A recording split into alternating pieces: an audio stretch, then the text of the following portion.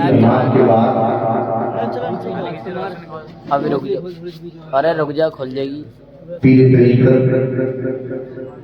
رہبر راہ شریعت مولانا فرحان میاں صاحب قبلہ ان کے جسد مبارک سے آپ ان حفاظ کے سروں پر دستار بندی کا عمر و کیف منظر ملاحظہ کریں گے، جس کو دیکھنے کے لیے آپ تشریف لائے ہوئے ہوں گے۔ صحیح تو ہے۔ مجھ سے قبل آپ نے بہترین نعتیں سماعت کی اور نقیب اہل سنت کی بہت اچھی نقابت جو شروع سے آپ سماعت فرما رہے ہیں، کچھ دیر کے لیے آپ کی خدمت کے لیے حاضر ہوا ہوں۔ اس تھوڑی دیر کے لیے محبت کے ساتھ، پیار کے ساتھ، الفت کے ساتھ جو باتیں بتائی جائیں انہیں سماعت کر لیں۔ اللہ تبارک و تعالیٰ سے دعا ہے مولا جو باتیں میں کہوں اگر عمل کے تعلق سے ہوں تو سب سے پہلے ان پر مجھے اور اس کے بعد آپ کو عمل کی توفیق عطا فرمائے، اور اگر محبت کے تعلق سے ہوں تو پروردگار عالم قرآن اور صاحب قرآن کی محبت ہم سب کے دلوں میں پیدا فرمائے۔ میں نے دو آیتیں کریمہ پڑھی ہیں اور انہی کو جوڑ کر میں اپنی گفتگو کو انشاءاللہ العزیز ان آیتیں کریمہ کی روشنی میں سمیٹوں گا۔ رب فرماتا ہے لَقَدْ مَنَّ اللَّهُ عَلَى الْمُؤْمِنِينَ إِذْ بَعَثَ فِيهِمْ رَسُولًا۔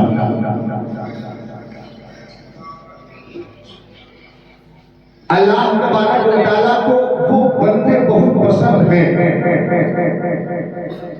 جو کسی پر احسان کر دے لیکن احسان کبھی جتائے نہیں۔ پسند ہے اللہ بندے جو کسی پر احسان اگر کر دے تو اسے لوگوں کے درمیان گاتے ہوئے نہ پھرے۔ اللہ تبارک و تعالیٰ نے احسان جتانے سے منع کیا کہ احسان اگر کسی پر کر دو تو جتانا نہیں۔ اور جب مدینے والے نے اپنی زبان مبارک سے فرمایا تو مصطفیٰ فرماتے ہیں لا يدخل الجنت منان، احسان جتانے والا جنت میں داخل نہیں ہوگا۔ احسان جتانے والا، احسان جتانے والا جنت میں داخل نہیں ہوگا۔ یہ مدینے والے کا فرمان ہے۔ رب فرماتا ہے آیت کریمہ میں، پروردگار نے قرآن میں فرمایا اگر احسان کر دیا ہے نا تو احسان کر کے اپنے احسان کیا، احسان جتا کر اپنے اعمال کو باطل مت کرو۔ یعنی کسی پر کوئی احسان جتا دیا ہے، احسان کر دیا ہے تو اسے جتا کر جو اچھا عمل آپ نے کیا ہے اسے باطل مت کرو، اس لیے کہ جو احسان کر کے جتا دیتا ہے اللہ تبارک و تعالیٰ اس کے عمل کو ضائع کر دیا کرتا ہے۔ نبی نے کہا احسان جتانے والا جنت میں نہیں جائے گا۔ اللہ نے کہا احسان جتا کر اپنے عمل کو باطل نہ کرو، لیکن جب اپنے حبیب کو کائنات میں خالق حقیقی نے بھیجا تو پروردگار کہتا ہے لَقَدْ مَنَّ اللَّهُ عَلَى الْمُؤْمِنِينَ إِذْ بَعَثَ فِيهِمْ رَسُولًا۔ اللہ نے منع کیا احسان میں جتانا، کہ احسان جتاؤ گے عمل بیکار ہو جائے گا۔ نبی فرماتے ہیں احسان جتانے والا جنت میں نہیں جائے گا، لیکن اللہ نے جب دنیا میں اپنے حبیب کو بھیجا تو خود خالق کائنات کہہ رہا ہے کہ ہم نے مومنوں پر احسان کیا کہ ان میں اپنا رسول بھیج دیا ہے۔ کیا کہا اللہ نے؟ اللہ نے مومنوں پر احسان کیا کہ ان میں اپنا رسول بھیج دیا ہے۔ بات سمجھ میں نہیں آتی۔ رب فرماتا ہے کہ احسان کرو تو جتاؤ مت، احسان کرو جتاؤ مت، جتاؤ گے تو عمل بیکار ہو جائے گا۔ نبی کہتے ہیں احسان جتانے والا جنت میں نہیں جائے لیکن جب اللہ نے اپنے حبیب کو دنیا میں بھیجا تو پروردگار کہتا ہے ہم نے مومنوں پر احسان کیا. اللہ احسان جتانے سے منع کرتا ہے اور خود ہی نبی کو بھیج کر احسان جتا رہا ہے. آؤ ذرا پوچھتے ہیں مفسرین سے کہ جب اللہ نے منع کیا کہ احسان کر کے جتانا نہیں تو اللہ نے جب اپنے حبیب کو بھیجا تو احسان کیوں جتایا؟ آئیے مفسرین کہتے ہیں جاننا چاہتے ہو کہ جب اللہ تبارک و تعالیٰ نے آمینہ کے لال کو دنیا میں مبعوث کیا تو احسان کیوں جتایا؟ اس لیے کہ اللہ نے جب تمہیں ہاتھ دیا تھا تو اللہ نے ہاتھ دینے کے بعد یہ نہیں کیا، یہ نہیں کہا تھا کہ میں نے تم پر احسان کیا ہے جب آنکھیں دی تھی. اللہ نے یہ نہیں کہا تھا کہ میں نے تم پر احسان کیا ہے. اللہ نے جب تمہیں کام دیے تھے تو کام دینے کے بعد یہ نہیں کہا تھا کہ میں نے مومنوں پر احسان کیا ہے. اللہ نے چلنے کے لیے قدم دیے تھے تو یہ نہیں کہا تھا کہ میں نے تم پر احسان کیا ہے. اللہ تبارک و تعالیٰ نے بولنے کے لیے زبان دی تھی تو یہ نہیں کہا تھا میں نے تم پر احسان کیا ہے. اللہ نے تمہارے لیے آسمان کے شامیانے پر چاند کو چمکایا ہے، یہ نہیں کہا میں نے احسان کیا ہے. سورج کو جگمگایا ہے، یہ نہیں کہا میں نے احسان کیا ہے. ستاروں کو جگمگایا ہے، اللہ نے یہ نہیں کہا میں نے تم پر احسان کیا ہے. اللہ نے جب اپنے حبیب کو بھیجا تو کہہ رہا ہے میں نے احسان کیا ہے، میں نے احسان کیا ہے. اس سے پتہ لگتا ہے مفسرین کہتے ہیں کہ جب اللہ نے ہاتھ دیا احسان نہیں جتایا، پاؤں دیے احسان نہیں جتایا، زبان دی احسان نہیں جتایا، ہاتھ دیے احسان نہیں جتایا، کائنات کو تمہارے لیے بنایا احسان نہیں جتایا. اگر اللہ نبی کو بھیجنے کے بعد اگر احسان نہ جتاتا تو دنیا سمجھ لیتی کہ ساری نعمتیں ایک سی ہے. نبی کو بھیجنے کے بعد یہ کہہ دیا کائنات الگ ہے، میرا محبوب الگ ہے. نعرہ تکبیر، نعرہ رسالت، فیضان غوث اعظم، شان مصطفیٰ، عظمت مصطفیٰ، نعرہ تکبیر. بابا تاکہ دنیا یہ نہ سمجھ لے.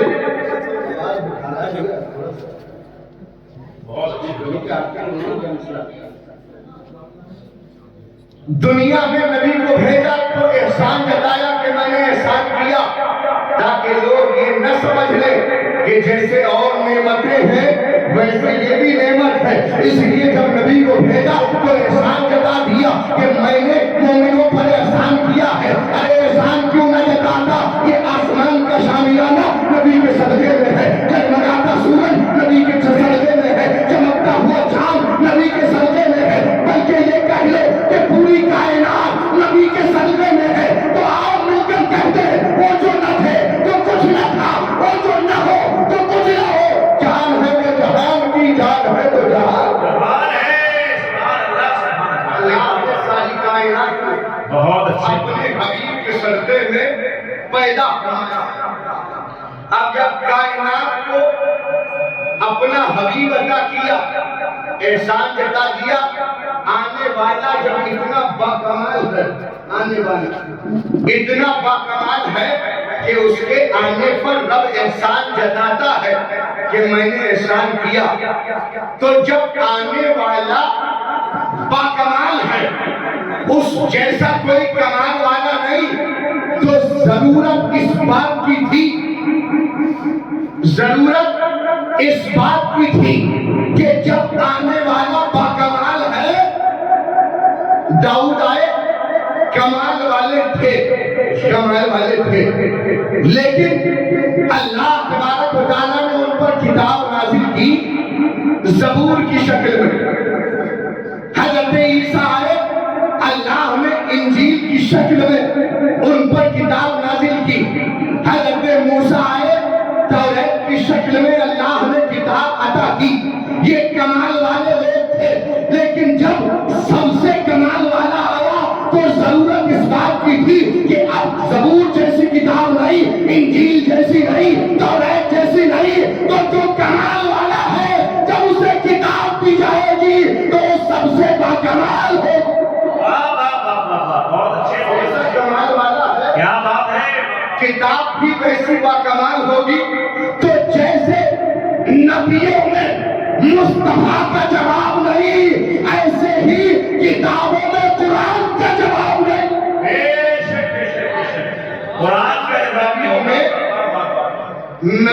کوئی جواب نہیں، آمینہ کے لال کا کوئی جواب نہیں، ایسے ہی کتابوں میں قرآن کا بھی کوئی جواب کوئی جواب نہیں، قرآن کا جواب نہیں۔ اچھا جب قرآن کا کوئی جواب نہیں، اب دنیا کے مزاج سنیے پھر نہیں کی حدیث، قرآن کا جواب نہیں، ایسی کتاب کوئی آئی نہیں۔ جب ایسی کتاب کوئی نہیں ہے تو جب جو اس کتاب کا عالم ہو، جو اس کتاب کا قاری ہو، جو اس کتاب کے نکات کا جاننے والا ہو، جو اس کتاب کی تجوید کا جاننے والا ہو، جو اس کتاب کے قواعد کا جاننے والا ہو، تو وہ بھی تو باکمال ہوگا کہ نہیں ہوگا؟ باکمال ہوگا۔ کیسا؟ آج میری سوچ اور تمہاری سوچ یہ ہے کہ جس نے عالیشان مکان بنایا وہ بہتر، میری سوچ تمہاری سوچ یہ ہے کہ جس نے لگژری کار خرید لی وہ بہتر ہے، ہماری سوچ تمہاری سوچ یہ ہے کہ جس نے زمین جائیداد اکٹھی کر لی وہ بہتر ہے۔ ہم نے سوچا کہ جس نے زندگی جینے کے لیے سارے اسباب مہیا کر لیے وہ بہتر ہے، لیکن یہ میری سوچ ہے، تمہاری سوچ ہے۔ آؤ ذرا مدینے والے کی سوچ پوچھتے ہیں، اے آقا کائنات آپ بتائیں کیا زمین اکٹھا کرنے والا بہتر ہے، کیا مال دولت جمع کر لینے والا بہتر ہے، کیا اسباب مہیا کرنے والا بہتر ہے؟ تو مدینے سے آواز آتی ہے نہ زمین والا بہتر ہے، نہ مال دولت والا بہتر ہے، نہ کار والا بہتر ہے، نہ محلات والے بہتر ہے۔ یا رسول اللہ پھر بہتر کون ہے؟ تو آواز آتی ہے من تعلم القرآن وعلمہ، جس نے قرآن سیکھا اور سکھایا اور ساری کائنات سے بہتر۔ نعرہ تکبیر، نعرہ رسالت، فیضان غوث اعظم، فیضان شاہ جی، حضرت قرآن پاک، شان حفاظ کرام، واہ واہ واہ۔ بہتر کون ہے؟ جس نے قرآن سیکھا اور دوسروں کو سکھایا۔ اس حدیث کی روشنی میں یہ پتہ لگتا ہے کہ قاری طاہر صاحب زمین جائیداد والے سے بہتر ہے۔ جی بے شک بے شک۔ اس حدیث سے پتہ لگتا ہے کہ قاری طاہر صاحب اونچے محلات والوں سے بہتر ہے۔ اس سے پتہ لگتا ہے کہ قاری طاہر صاحب لگژری کاروں میں گھومنے والوں سے بہتر ہے۔ اس سے پتہ لگتا ہے قرآن کا قاری، قرآن کا عالم، قرآن سکھانے والا دولت والوں سے بہتر ہے۔ اور یہ تمغہ میں دینے والا کون ہوں؟ یہ میں نے نہیں کہا، آمینہ کے لال نے فرمایا، لال نے بتایا ہے کہ یہ بہتر ہے۔ اور ساری کائنات کی بات غلط ہو سکتی ہے، سرور کائنات کی بات غلط نہیں ہو سکتی ہے کبھی؟ نہیں ہو سکتی۔ میں یہاں رہتا ہوں، یہ ذات گرامی جن کی عمر کا اندازہ غالباً آپ کو نہیں ہوگا، اور ایک ذات یہ، ایک میرے داہنی جانب، ایک میرے بائیں جانب، یہ دونوں جو بیٹھے ہیں پہلے ان کا چہرے کا دیدار کیجئے۔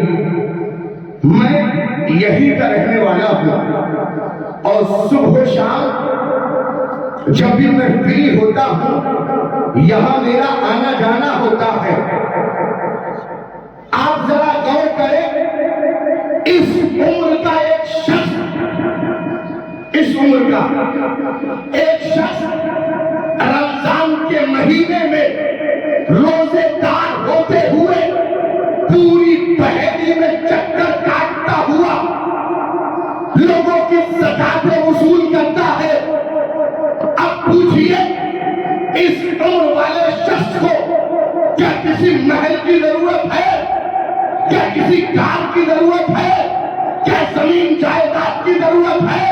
تو آپ کہیں گے انہیں کیا ضرورت ہے، اس لیے کہ عمر مکمل ہو چکی ہے۔ میں کہنا یہ چاہتا ہوں آج بھی بچوں کے لیے محنت کر کے یہ پوری پہری سے زکات وصول کرتے ہیں، اپنے لیے نہیں رسولوں کے مہمان کے لیے اکٹھا کرتے ہیں۔ نعرہ تکبیر، نعرہ رسالت، فیضان غوث اعظم، بھائی بابا۔ اپنا کوئی مفاد، اپنا کوئی فائدہ نہیں ہے، بظاہر کوئی فائدہ نہیں ہے، یہ مہمان رسول کی خدمت کے لیے اس عمر میں بھی اتنی محنت کرتے ہیں، اس عمر میں اتنی مشقتیں اٹھاتے ہیں، پریشانیاں اٹھاتے ہیں، صبح و شام بچوں کو دیکھنا، صبح و شام ان کی خیر خیریت پوچھنا، ان کے کھانے کا انتظام کرنا، سب ان کی ذمہ داری ہے۔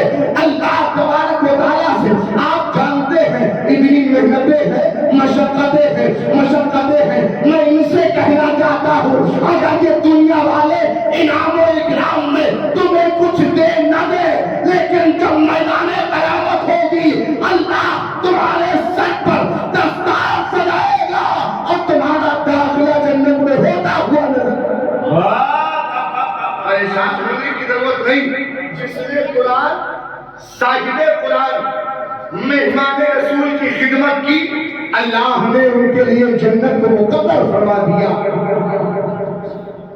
یہ ہے محنت کرنے والے دنیاوی اعتبار سے، اسباب کے اعتبار سے۔ اب یہ وہ ذات جسے قاری طاہر صاحب قبلہ کے نام سے ہم اور آپ جانتے ہیں، انہوں نے جسم کو پالنے کا انتظام کیا، زکات وصولی، ان کے لیے بلڈنگ کھڑی کی اور ان کے جتنی ضروریات تھی ان کو پورا کیا، لیکن اس طرف بیٹھی ہوئی یہ ذات قاری طاہر صاحب قبلہ کی، انہوں نے جسم کو پالنے کا انتظام کیا ہو نہ کیا ہو، لیکن ان بچوں کی روح کو پالنے کا انتظام کیا ہے، روح کو پالنے کا انتظام کیا ہے۔ ایک باپ اپنے بیٹے کے جسم کو پالنے کا انتظام کرتا ہے، لیکن ایک استاد اس کے بیٹے کی روح کو پالنے کا انتظام کرتا ہے۔ اگر یہ دستار حفظ سجانے کے قابل ہوئے ہیں تو وہ محنتیں ہیں قاری صاحب قبلہ کی، وہ مشقتیں ہیں قاری صاحب قبلہ کی، وہ کاوشیں ہیں قاری طاہر صاحب قبلہ کی، اور یہ ایسے ویسے استاد نہیں ہیں۔ یہ سمجھ لیجیے کہ ہر استاد برابر بھی نہیں ہوتا، ہر استاد برابر نہیں ہوتا۔ مولانا فرحان میاں صاحب قبلہ سے میں اس بات کی تصدیق چاہتا ہوں جب میری بات مکمل ہو جائے۔ استاد ہوتے ہیں، سب ہوتے ہیں، لیکن ہر استاد برابر نہیں ہوتا۔ ایک وہ استاد جو سادہ لفظوں میں کسی کو قرآن پڑھنا سکھاتا ہے، ایک وہ استاد ہے، اور ایک وہ استاد ہے جو تجوید کے قواعد کے ساتھ قرآن پڑھنا سکھاتا ہے۔ آج بحیری میں استاد بہت ہیں، لیکن تجوید کے ساتھ کسی کو قرآن سکھانے والے چند افراد ہیں، اور انہی افراد میں سے ایک نمایاں نام قاری محمد طاہر صاحب قبلہ۔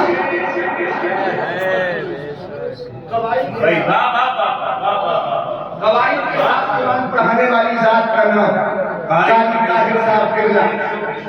بہت ضروری ہے انسان کے لیے علم حاصل کرنا۔ اچھا ایک بات اور سن لیں، سب کی زبان قرآن میں بھی پڑھتا ہوں، آپ بھی پڑھتے ہیں، ہمارے اسلاف نے بھی پڑھا اور یہ بچے بھی پڑھتے ہیں، سب کا پڑھنا بھی برابر نہیں ہوتا۔ سب کا پڑھنا برابر نہیں ہوتا۔ حضرت ابو موسیٰ اشعری فرماتے ہیں کہ نبی کریم صلی اللہ علیہ وسلم نے ارشاد فرمایا کہ جس مومن نے، کوئی ایسا مومن ہو جو قرآن پڑھنے والا ہو، اس کی مثال ترنج کی سی ہے۔ ترنج ایک پھل ہے، جو بڑا خوشبودار ہوتا ہے، بڑا میٹھا ہوتا ہے. نبی فرماتے ہیں جو مومن قرآن پڑھتا ہے. ہلو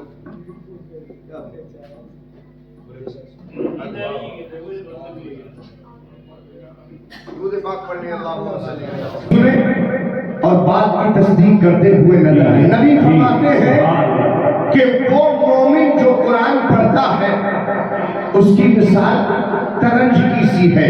ترنج کیا ہے؟ ایک خوشبودار میٹھا پھل. اور نبی نے فرمایا ایک وہ مومن جو قرآن نہیں پڑھتا ہے، مومن قرآن نہیں پڑھتا کہ اس کی مثال سوکھے ہوئے چھوارے کی طرح ہے. سوکھے ہوئے چھوارے کی طرح، اس میں خوشبو نہیں ہوتی لیکن جب کھاؤ گے تو میٹھا ضرور محسوس ہوگا کہ نہیں؟ میٹھا محسوس ہوگا. اور نبی نے فرمایا وہ منافق جو قرآن نہ پڑھتا ہو اس کی مثال ایک ایسے پھل کی طرح ہے جس میں نہ کوئی خوشبو ہے اور نہ کوئی مزہ، بلکہ وہ کڑوا ہوتا ہے. کڑوا. نبی فرماتے ہیں ایک ایسا منافق جو قرآن پڑھتا ہو اس کی مثال ایسی ہے کہ اس میں خوشبو نہیں ہے، خوشبو نہیں ہے لیکن اس میں مزہ ہے. مزہ ہے، خوشبو نہیں ہے. قرآن پڑھتا ہے لہذا اس کے اندر مزہ اس کا کڑوا ہی ہے لیکن اس کے اندر خوشبو موجود ہے، اس لیے کہ وہ پڑھتا ہے. یہ میں نے حدیث اس لیے سنائی تاکہ آپ یہ سمجھ لیں کہ ہر پڑھنے والا برابر نہیں ہوتا. ہر پڑھنے والا برابر نہیں ہوتا. اگر مثال سمجھنا ہے تو چلو بابا فرید الدین گنج شکر کی بارگاہ میں ایک شخص حاضر ہوا، کہنے لگا حضور بڑا پریشان ہوں، محتاج ہوں، مفلس ہوں، گھر میں کھانے کے لیے نہیں ہے، آپ کچھ ایسا دے دے، آپ کچھ ایسا عطا کر دے کہ میری پریشانی دور ہو جائے، میری محتاجی دور ہو جائے، میری مفلسی دور ہو جائے. بابا فرید الدین بھی پھر بابا تھے، اصلی بابا.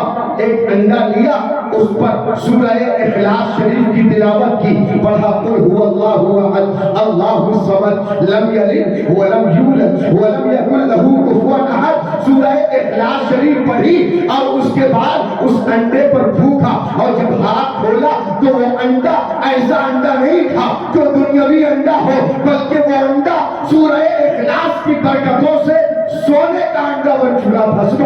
سبحان اللہ، سبحان اللہ. اب اس نے تو دیکھ لیا تھا انہوں نے کیا کیا، دیکھ لیا تھا اس نے کیا کیا. قل هو اللہ شریف پڑھی اور اس کو سونے کا بنا دیا. اب یہ خوشی خوشی گھر پہنچا اور اپنی بیوی کو آواز دی کہ محلے میں جتنے انڈے تجھے ملے سب لیا. کا معاملہ کیا ہے؟ کہ آج انڈے کو سونا بنانے کا وظیفہ سیکھ کر آیا ہے. انڈے کو سونا بنانے کا وظیفہ سیکھ کر آیا ہوں. اللہ اکبر. بیوی نے سارے محلے کے انڈے جمع کیے اور اس کے بعد شوہر کے قدموں میں لا کر رکھ دیے. یہ سورہ اخلاص پڑھے، ہاتھ کھول کر دیکھے وہی انڈے کا انڈا ہی ہے. اب پھوٹتا جا رہا ہے، پڑھتا جا رہا ہے، پھوٹتا جا رہا ہے وہی انڈے کا انڈا. ایک بھی انڈا سونا نہیں بنا. تو بابا فرید الدین کی بارگاہ میں پھر گیا اور کہنے لگا حضور آپ نے کوئی بولتا پڑھ کے جس انڈے پر پھونکا تھا وہ سونے کا بن گیا تھا. میں بہت دیر سے کوشش کر رہا ہوں، ایک مرتبہ نہیں میں نے کئی مرتبہ قل هو اللہ شریف پڑھی لیکن ایک بھی انڈا سونے کا نہیں بنا. تو بابا فرید الدین گنج شکر نے کہا تھا ارے سن، تو نے قل هو اللہ تو پڑھی ہے، پڑھنا تو سیکھ گیا ہے لیکن بابا فرید جیسی زبان کہاں کے لائے گا. نعرہ تکبیر، نعرہ رسالت، فیضان غوث اعظم، فیضان شاہ جی، فیضان کہ بابا فرید جیسی زبان کہاں سے لے کر آئے گا. اس سے پتہ لگا قرآن پڑھنے میں سب برابر نہیں ہے. سب برابر نہیں ہے. قرآن پڑھنے میں سب برابر نہیں ہے. ایک وہ شخص جو قرآن کو پڑھتا ہو لیکن سادہ انداز استاد اور ایک وہ شخص کہ جو قرآن کو تجوید کے اعتبار سے پڑھتا ہو برابر نہیں ہو سکتے. لہذا یہ جو گلشن سجا ہوا دیکھا ہے یہ قاری طاہر صاحب قبلہ کی محنتیں ہیں, ان کی مشقتیں ہیں, اور اس ذات گرامی کے قدموں کی برکتیں ہیں, محنتیں ہیں, مشقتیں ہیں. جب ایسے خلوص والے لوگ کسی ادارے کو چلاتے ہیں اور فیض ان جیسی ہستیوں سے آتا ہے تو ایسی محفلیں سج کر دنیا کو پیغام دیتی ہے کہ اللہ کی زندہ بقدم شان ہے. یہ انسان نہیں, انسان وہ انسان ہے. یہ قرآن تو ایمان بتاتا ہے انہیں, ایمان کے کہتا ہے میری جان. اگر کسی کو محنت کرنی ہو, مشقت کرنی ہو تو ایسا گلشن سجتا ہے, ورنہ مدارس بہت ہے, ورنہ مدرسے بہت ہے, لیکن ہر جگہ تجوید کے ساتھ کبھی تعلیم ہوتی ہوئی آپ نے دیکھی نہیں ہوگی. اور یہ لوگ جو لوگ آج دستارے حفظ پانے والے ہیں ان کی برکتیں, بس میں ان کے لیے دو چار جملے کہہ کے آپ کے سامنے سے گزر جاؤں تاکہ وہ کیف منظر آپ کے جس کو آپ کی نگاہیں جنہیں دیکھنا چاہتی ہیں وہ قریب سے قریب تر ہوتا چلا جائے. قرآن کی حفظ کی دستار لینا کوئی کمال نہیں ہے جی. یاد کیا, سینے میں بسایا اور اس کے بعد دستار کو لپیٹ دیا گیا, یہ کمال نہیں ہے, کمال نہیں ہے. بچوں کے جو والدین ہیں غور سے سنیں, قرآن کو یاد کر لینا کمال نہیں, قرآن عظیم کو سینے میں جگہ دو اور قرآن کو محفوظ کرنے کے بعد, دستار ہونے کے بعد جب تم قوم کے سامنے نکلو تو تمہارا چلنا بتائے کہ یہ حافظ قرآن ہے, تمہارا بولنا بتائے کہ یہ حافظ قرآن ہے, تمہارا چلنا قرآن کے احکام کی روشنی میں ہو, تمہارا بولنا قرآن کے احکام کی روشنی میں ہو. جو قرآن حفظ کر کے اس کے احکام پر عمل کرتا ہے اس کی دنیا بھی کامیاب ہوتی ہے, اس کی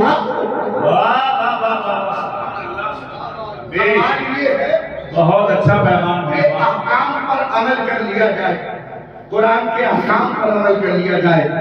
اب تک تربیت کا جو بار تھا, جو بوجھ تھا, جو ذمہ داری تھی, یہ استاد محترم یا بانی مدرسہ کے اوپر تھی. آج تک انہوں نے ان کا چلنا پھرنا, ان کا اٹھنا بیٹھنا اور ان کے رہنے سہنے کا طریقہ دیکھا.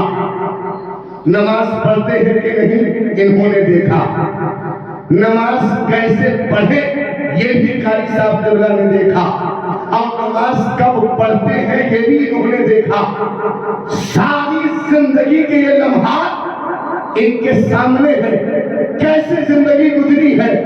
اب اس دستار کے بعد ذمہ داری والدین کی طرف عائد ہوتی ہے, بھائیوں کی طرف عائد ہوتی ہے. اب اس کے بعد وہ دیکھیں گے کہ ہمارا بھائی کس طریقے سے چلتا ہے, ہمارا بھائی کس انداز میں رہتا ہے, ہمارا بھائی کہیں ایسا تو نہیں کسی ایسی جگہ جاتا ہو جو اس کے لیے دامن کو داغدار کرنے کا سبب بن جائے, کہیں ایسا تو نہیں ہمارا بھائی تاریخ صلاۃ ہے کہ کل جب مصلی پر جائے تو لوگ کہے کہ خود نماز نہیں پڑھتا ہے تو ہمیں کیا نماز پڑھائے گا. لہذا تربیت پر غور کرے تاکہ کل جب یہ مصلی پر کھڑے ہو تو پورا گاؤں بیک زبان کہہ دے کہ تربیت اتنی اچھی ہے کہ اگر کسی کو امام ہونا چاہیے تو انہیں بچوں کو امام ہونا. نعرہ تکبیر, نعرہ رسالت, شان حفاظ کرام. تربیت اس انداز کی ہو تب زندگی کا کمال ہے کہ نہیں, ورنہ صرف دستار لپیٹنے سے فائدہ نہیں ہے.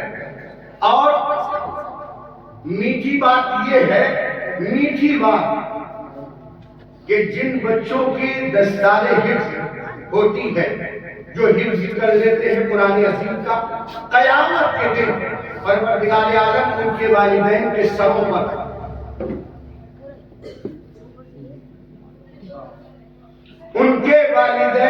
سروں پر ایک نورانی تاج رکھے گا. سنا ہے؟ ارے رشتہ دار ہیں بچوں کی، سنا تو ہوگا نا کہ قیامت کے دن ان کے والدین کو تاج زری سے نوازا جائے گا. اس کی روشنی ایسی ہوگی جو سورج کی روشنی کو مات کرتی ہوئی نظر آئے گی. ایسی روشنی.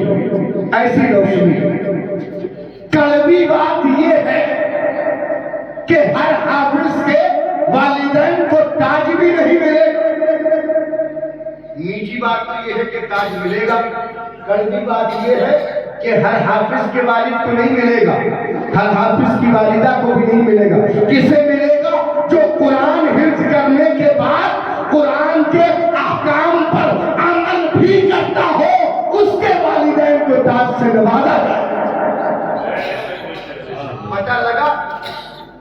عمل سب سے بہتر، عمل سب سے زیادہ ضروری چیز ہے. اگر قرآن کے احکام پر عمل ہے تب آپ کے والدین قیامت کے دن تاج زری کی حقدار ہوں گے.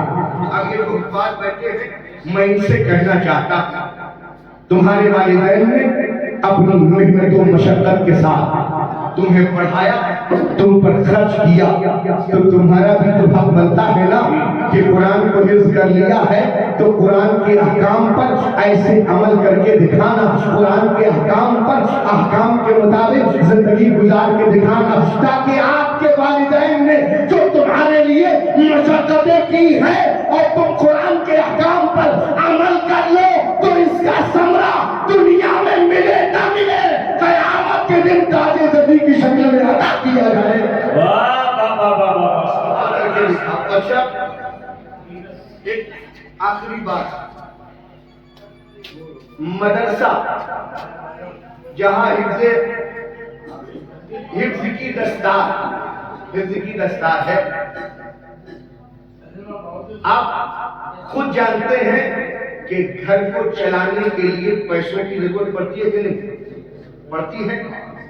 گھر کو چلانے کے لیے پیسوں کی ضرورت پڑتی ہے، جبکہ گھر میں 4 5 6 7 یا بہت بڑا گھر ہو تو 10 15 افراد ہوتے ہیں، بس اس سے زیادہ تو نہیں ہوتے نا، اس سے زیادہ نہیں ہوتے ہیں، بہت کم ہوں گے اس سے زیادہ افراد کا کوئی گھر ہو. لیکن مدرسہ 50 افراد، اس سے کہیں زیادہ، اس سے بھی مزید پائے جاتے ہیں.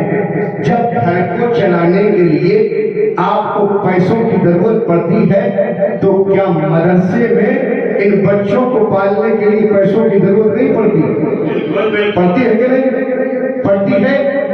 اچھا یہ کون دے گا، یہ پیسے کون دے گا؟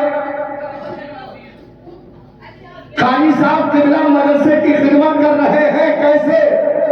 ان بچوں کو قابل بنا کر محنت کر رہے ہیں. تو آپ کا بھی تو کچھ فرض بنتا ہے کہ نہیں؟ جی بالکل فرض بنتا ہے. اچھا والدین سے کون کون محبت کرتا ہے؟ ذرا ہاتھ اٹھا کے بتائیں. اپنے والدین سے کس کس کو محبت ہے، چاہے وہ حیات ہو یا نہ ہو؟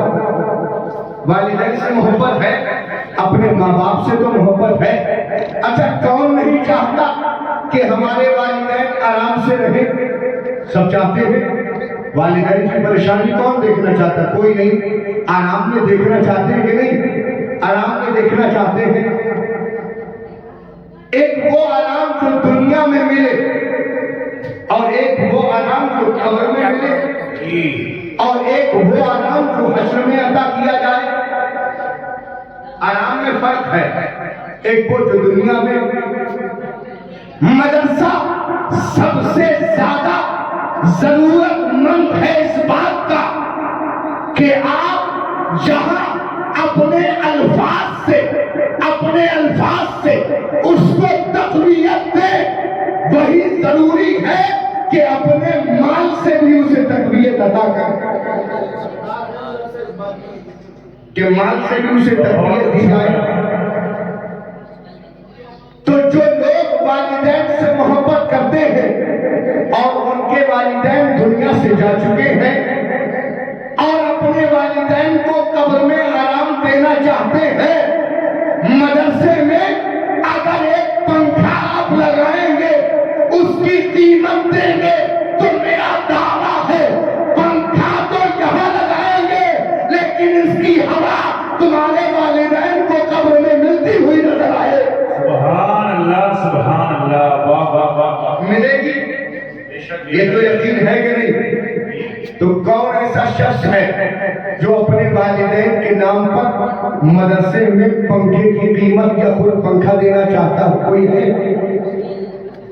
اور ضروری نہیں ہے کہ ایک ہی شخص جس کے پاس اتنی قیمت نہ ہو، تو ضروری ہے جتنا ہے اس اعتبار سے تو دیا جا سکتا ہے کہ نہیں؟ والدین سے محبت ہے تو والدین کے نام پر مدرسے کے لیے کچھ عطا فرمائے، دیں گے؟ دیں گے؟ کیا دیں گے؟ میں شروع کر دوں؟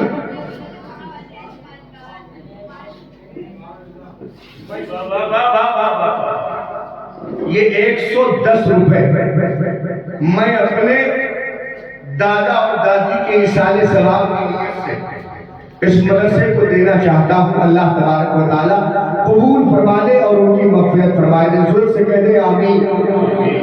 ماشاءاللہ۔ کیا